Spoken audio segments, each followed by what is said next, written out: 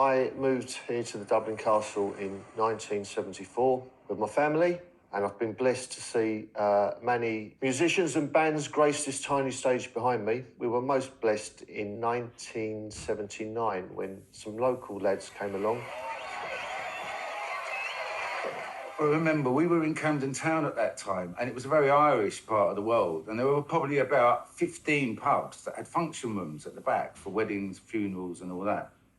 So you could just knock on the door and get a gig pretty much any time you wanted, you know, and that's what happened to us. And we got a gig at the Dublin Castle. Well, we were only putting on things like rhythm and blues and jazz. And when these couple of skinheads came in, my dad, he said, do you play jazz? We convinced the owner at the time that we were a country and western band because we thought it'd go down better with the Irish crowd.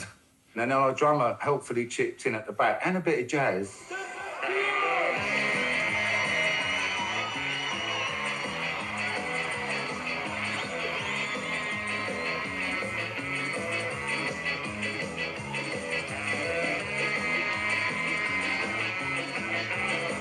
When 7 skinny kids in two-tone suits started leaping about playing Jamaican ska, the Irish regulars were somewhat bemused. The place got packed out, absolutely rammed.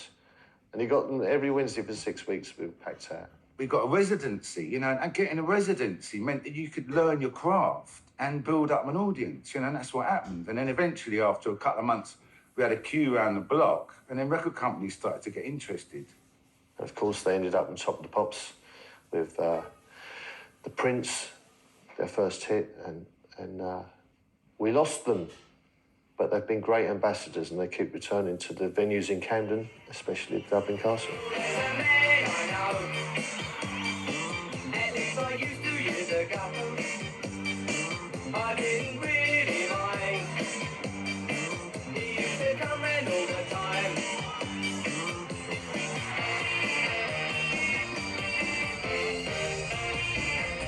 We do have outside promoters in, and that's been the case since day one, so we don't put on all the bands that play here. We will do a bit of risk assessment between us, won't we? We do, yeah. We've done that a lot over the years. I mean, there's been some...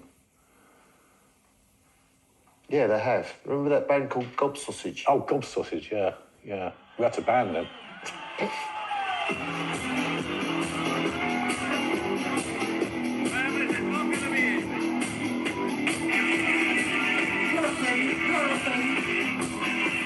And they're very good, but very...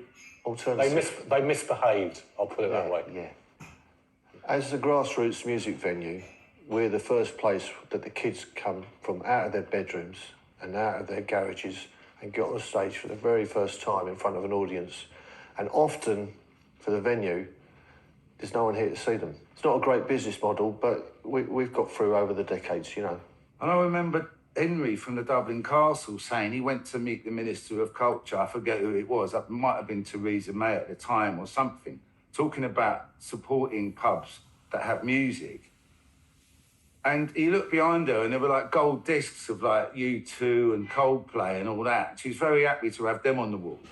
And he said, where do you think them bands started? You know, it's all very well copping the dough when they've sold millions of records, but they start in pubs and that needs all the help it can get. We can only break even at 80% capacity.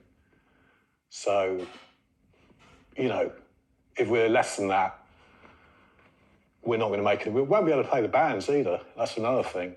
You know, bands that played here pre-COVID that were getting 300 quid. That 300 quid is important to them. That covers their costs. You know, they're not necessarily making a load of money out of it, but they need to be paid and we need to be paid.